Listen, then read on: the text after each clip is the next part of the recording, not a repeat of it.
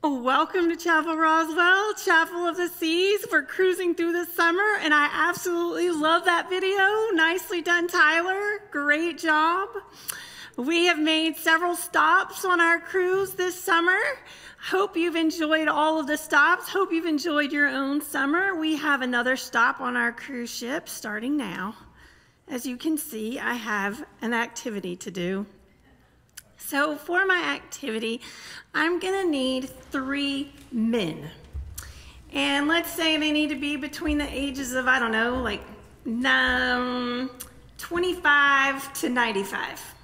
So just 3 men, volunteers between 25 and 95. You can just come on up. If you like to fish, if you know how to fish, that might help you out today. So just don't jump in at once. I'm happy to just hand pick some folks. Here, oh, look at you guys. I need one more. One more guy. All right, nicely done. Come on, take your stations. This is a very exciting, very difficult thing to do.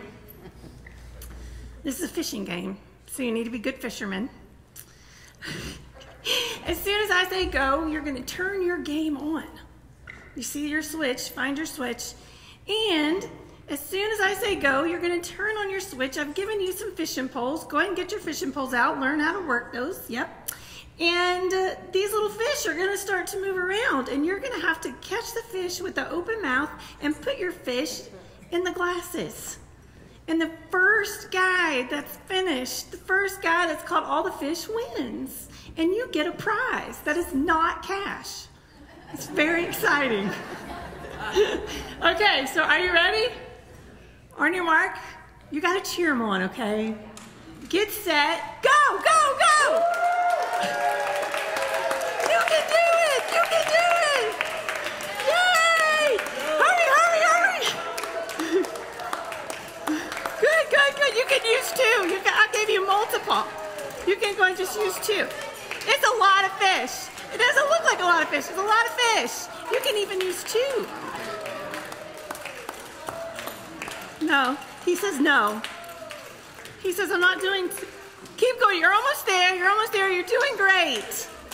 Good job. Oh, I like this. It's so exciting. You're like not even halfway done. Keep going. Welcome to Chapel Roswell on Father's Day. They feel like it's getting faster. You're doing great. Forget the multiple fishing poles. You're almost there. Nah, they're not even close, friends. Let me look over here. Oh, you almost got a full cup. Okay, fill the cup. Let's do this. You're almost, oh, these are slippery fish apparently. Has anybody ever played this game? Yeah? Okay, we've got a few younger ones. They may go faster, I don't know. Y'all are, okay, there's a neck and neck. Y'all are really close. There's only like a few more fish left. Oh my goodness. We're about to have a winner over here. Oh, I love the dedication. I'll pick up the last, oh no, they're flying fish. Okay, I feel like, oh, we're almost done. Nicely done. You may turn off your games. You may be very mad at me, but on the way, as your prize, you get a pat on the back. Good job. And you get to take your game with you. You get to take your game home. You can get it later. And you, for coming in second, good job. And a pat on the back, you get to take your game and your glasses home. And you came in second place as well. Pat on the back, you get to take your prizes home as well. So thank you. After worship, you can come and take your games. Nicely done. Oh, nice. All right, so believe it or not, 3 men standing together is actually scriptural.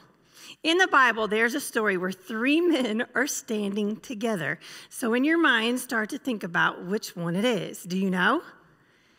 It's in the Bible. There are 3 men. They're standing together. Here are your hints. They are not fishermen. They're not competing at all. Does anyone know the story I'm talking about?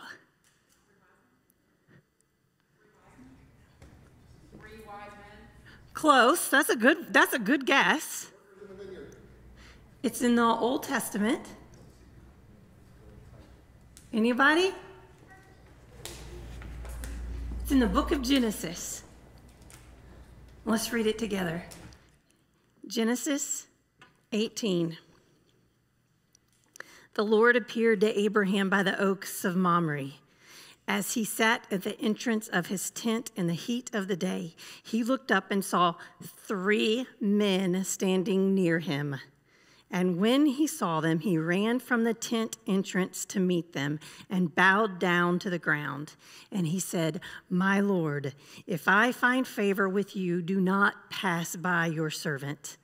Let a little water be brought and wash your feet and rest yourselves under the tree.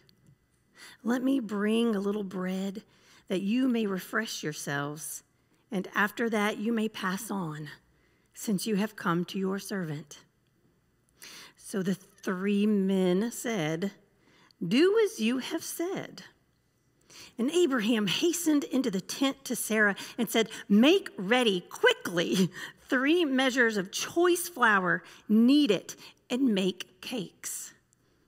Abraham ran to the herd and took a calf, tender and good, and gave it to the servant who hastened to prepare it. Then he took curds and milk and the calf that he had prepared and set it before them. And he stood by them under the tree while they ate. Now let's talk about this for a minute.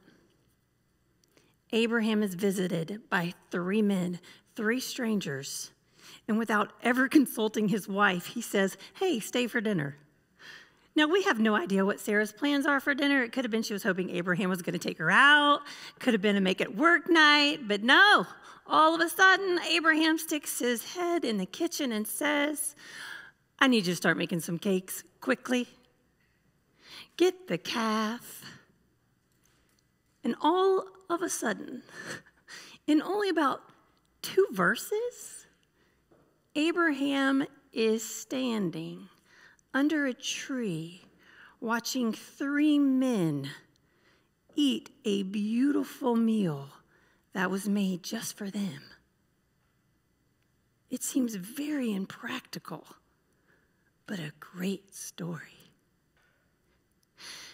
Technically speaking, Mamre, this word Mamre, it means manliness. And so we have 3 men who visited Abraham at Mamre to tell him that he was going to be a dad. And if we keep reading the story, we learn the identity of these 3 men. The men represent Yahweh, the God of the Hebrew Bible, the God of the Old Testament, and 2 angels. And the story goes that they begin to tell Abraham that despite the age of his wife, that she really is going to have a baby named Isaac. And of course, Sarah's listening in, and Sarah laughs. And that becomes a whole part of the story. But here we have, under the oaks of Mamre, 3 men who tell Abraham at the age of 100 years old, he's going to be a father. And so this story is a story called a fulfillment of a promise. Just recently, I was able to go on a little trip to visit some extended family. There were uncles and aunts and all the cousins, and everybody was so glad to be together. And here we are having a wonderful time at a house in town, when all of a sudden the uncle says, "Hey, there's a great place I want to show you. It's such a special place. I can't wait to go. Who wants to go with me?" And all the kids are like, "Yay, let's go." And so we began to pack up the cars, get everybody in the cars, and we begin to make a caravan of the cars. And so we follow the lead car, the uncle, who takes us to this place. And we have no idea where we're going. And I figure out that the longer we're in the car, the less things I see. Meaning we're in the middle of nowhere all of a sudden. And as we're in the middle of nowhere, I have no idea where we are. All of a sudden, we take a right. And it's a driveway, but it's like a dirt kind of gravel driveway. And so not only are we in the middle of nowhere, we go further into the middle of nowhere, about 3 miles down this driveway. And the drive is beautiful. There are trees everywhere. There's this beautiful canopy. It's gorgeous, but it's nothing else but trees.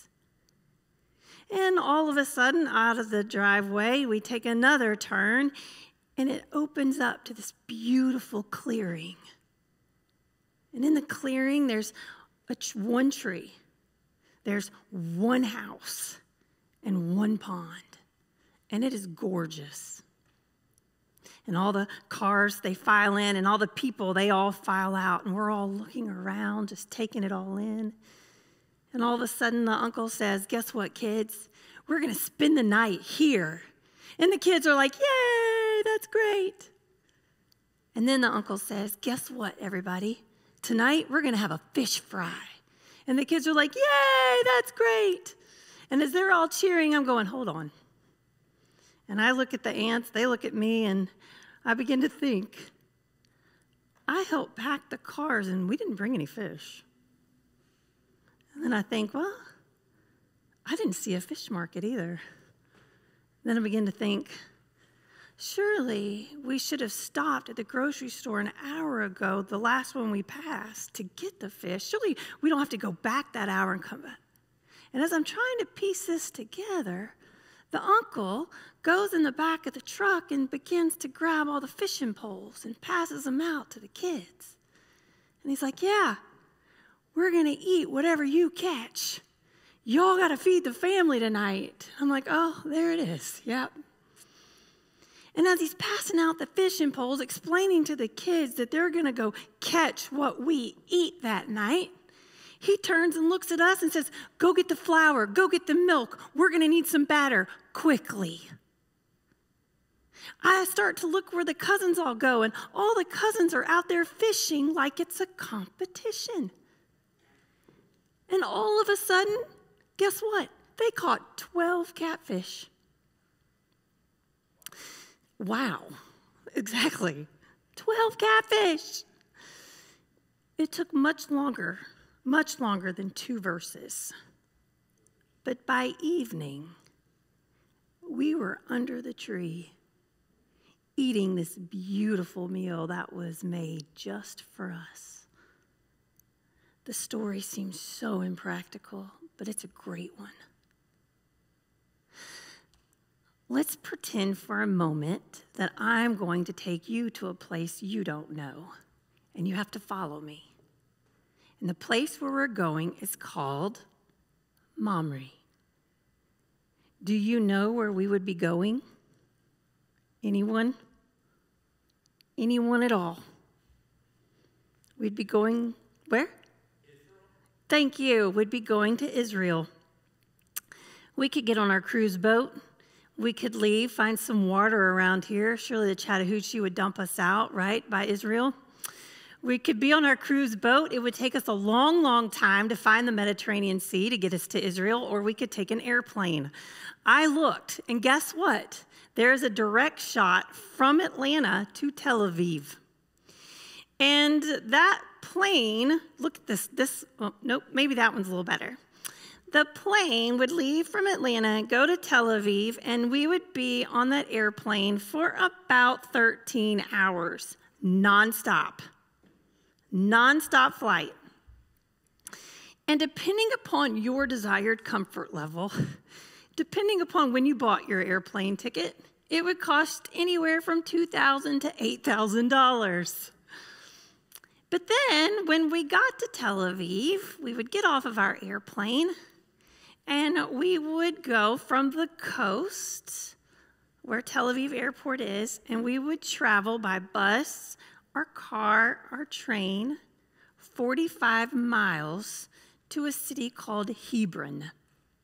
It's a little difficult to see on our slides. It's kind of right in the middle. If you see the words West Bank, take your eyes down from the West Bank and go down. And you're going to see Bethlehem and then Hebron. The place of Mamre used to be right north of Hebron. These days, Hebron has developed. It's gotten bigger. And so the exact location of Mamre, a lot of people associate with Hebron because Hebron is just kind of developed around it. In fact, there's one little spot where they think that the oaks of Mamre would have been, where the three men would have been. And it's this little dig, this little site, but up all around it are the buildings in the city of Hebron. And so if we actually took our 3 fishermen with us on this trip, if they brought their fishing poles, they would be excited because we are going to be between the seas, the Mediterranean Sea and the Dead Sea. But if our fishermen were responsible for catching fish for us to eat, do you think they would catch anything in the Dead Sea? No, they would not catch anything. Nothing is alive in the Dead Sea because of the salt. There's too much salt. So before we made our trip over to Hebron, our fishermen would have to fish in the Mediterranean Sea because they would want the prized fish of the Atlanta bluefin tuna, which only lives in the Mediterranean Sea. This is a fun fact. It's just a fun little cruise ship fact. And so here we are in our place. Where we stay, the hotel, again, it's based on your comfort level. There are a lot of hotels to stay in Hebron. I saw them all. But here's what's interesting about every one of them. Whenever you look at a hotel, you know how it tells you the places to go, the different attractions to see? Every hotel tells you to go look at one thing. The Cave of the Patriarchs. The Cave of the Patriarchs comes from this story. This is where it began. When it came time for Sarah's death, the scripture tells us that Abraham went and bought a cave and buried his wife in it. When Abraham died, he was buried in the same cave. Isaac was buried in the same cave. Other sons and wives are buried in that cave. And to this day, that is a place of attraction. A place that seems in the middle of nowhere for us is a place of life right now. A place in our minds that can even seem irrelevant because it's just something in the Bible from thousands and thousands and thousands of years ago is a place that is still holy and sacred. We were promised to Abraham under the oaks of Mamre. We are the people that were promised. There's a man, his name is Carl. Carl was coming home from work, and Carl went into his neighborhood and saw that there was a lemonade stand. It was your typical lemonade stand. It had the sign that the kids wrote, and it said, lemonade, 50 cents. And there were 3 little boys running this lemonade stand.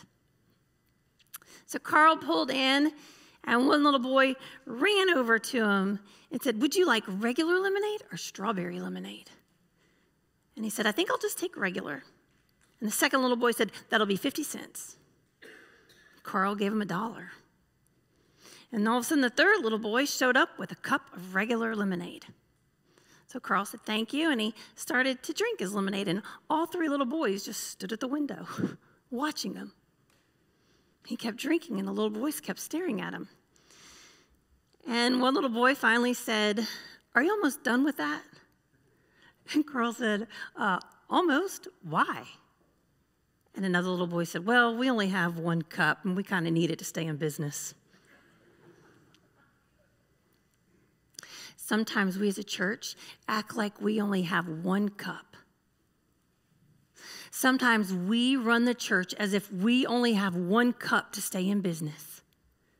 We act like we have one cup that is barren when we have cups and cups full of 12 catfish. Sometimes we act as a church as if we have a cup that is irrelevant. And we have cups of real places and real things.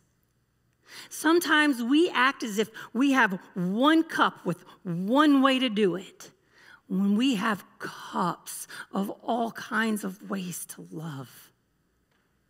Sometimes we act as if we have one cup of something old that no one knows, when we have cups of new things and creative things. We act as if we have one cup of judgment when we have cups and cups and cups of grace overflowing. We act as if we have one cup of an impractical story when we have cups of great ones. We forget, Chapel Roswell, we are the people under the oaks of Mamre. We are the fulfillment of a promise. Amen. Here's a video I want to share with you. Hello, my name is Ryan Meisenheimer, and I've been a member of the church here for about 15 years with my family. Hello, my name is Harper Meisenheimer. Hello, my name is Reese Meisenheimer, and I've been a member of the church for 8 years. So it all started out when Arturo asked if I wanted to join the Bring Your Own Talent service. I actually play guitar, so he was gracious to let me join the band. And then from there, transitioned to where Reese got interested in what was going on upstairs with the audio video. And then naturally, Harper was, hey, I want a job. So she asked if she could help out, so that they needed some greeters. So Harper and I are now helping greet before the service at chapel. It helps when you've got children who are thankfully motivated and eager and wanting to serve. And I think that's just been a result of them just being at church and just seeing week in, week out, people around them serving and what that means. And that's what I think has sparked their interest. I know Harper and I can be a little shy, so what better way to get over shyness than to sit at the door and greet people as they walk in. So that's been a lot of fun, and it's just been good to kind of spend that time together and go through that experience together. Serving just always kind of helps me remind myself of what's most important and what we should be focused on. You get so wrapped up in your day-to-day, your profession, your career, all the obligations of being an adult and being a father, and you can sometimes lose sight of what's important in life. And I think when you volunteer and you serve, that's when you really are reminded of, really what's most important and what we should be focused on day in and day out. The sooner you can learn that as kids, the better as well, and kind of ingrain that in their DNA and their mindset as well. So we should be doing more, and hopefully we will in the future, but at least you've got to start somewhere. When you open yourself up to serve, amazing things can happen, and it starts with one in the family and can lead to everyone. So we are so thankful for the service of so many people who help throughout the campus. In particular, Vacation Bible School just happened. We had about 250 kids come on campus every day last week for VBS, and we had almost 70 different volunteers who made that run. And so if you are one of those, we are so grateful, and we just continue to ask for prayers for our children's ministry and for our student ministry, and for all of the different studies and groups that are happening. And so we're hopeful that you had a great VBS week. There are many ways to give. Your time is just one of them, and there are other ways that you can do so, and you can look online. When you check in, there should be volunteer opportunities for you there as well. But now, let's respond through a moment of prayer. Pray with me.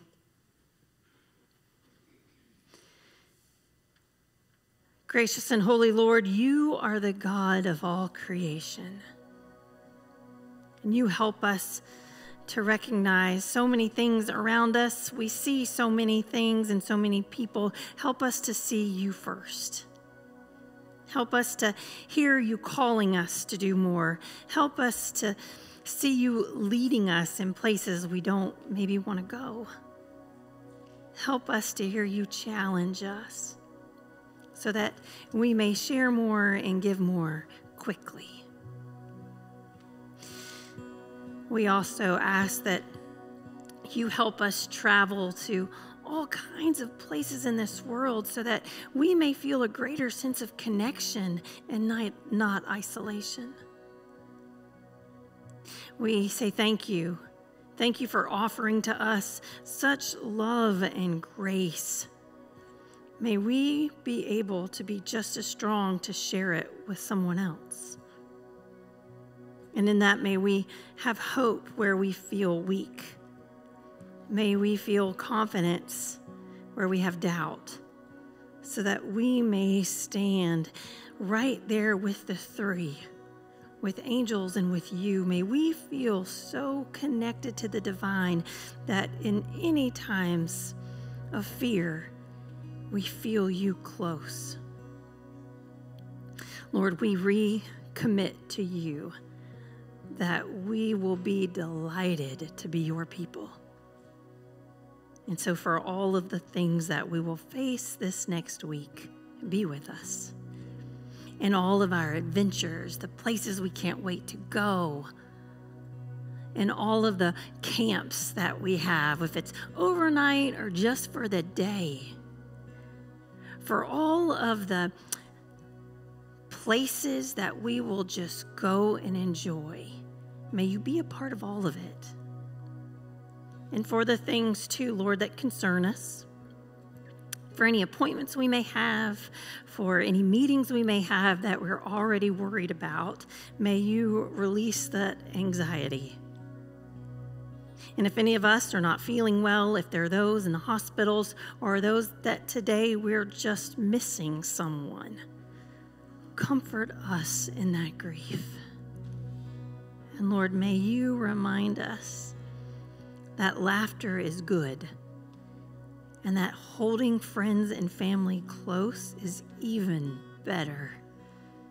And so continue to teach us how to be humble, how to be quick to admit when we are wrong, and how to love so deeply. We ask all of this knowing that you are our divine parent, you are our divine friend, you are our divine teacher. Amen. So now please stand and sing with the Deckside Dudes our last song. And as you sing, if you want to come to the Fountain of Youth, come and have snacks.